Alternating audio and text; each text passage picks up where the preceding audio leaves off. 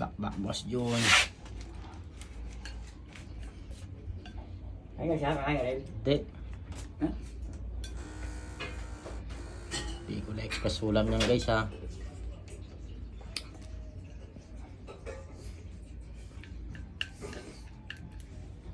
Kain. Kain mga kapatid.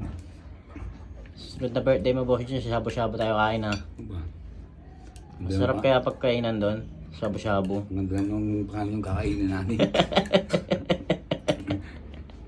Pwede yan. Hindi pa ako nakakain doon sa shabu-shabu. Ano-ano kaya ang mga pagkain doon Boss Jun? Intik. Huwag mo intik, kailangan tawag-tawag eh. Oh, meron kayo sobra, no? Oo, sa mall. Meron. Hindi pa ako nakakain doon eh. Yung chicken eh. Shabu-shabu. Sunod na birthday mo Boss Jun ha. Parang ano siya. So, yung ano niya, ito lang.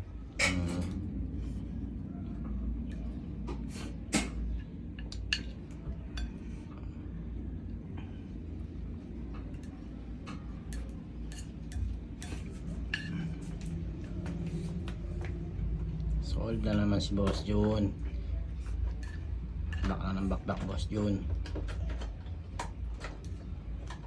Magkano kaya orderan doon sa shabu-shabu? May tag 2H kaya doon Boss Jun? Huwag naman. Kasi kung paano kumata, lang mo. Daw yung pagkain ng ganun, no? Shabu-shabu. Mga Tagalog yun, no? Patalino rin nagpangalan ng Boss Jun eh no? Hindi eh.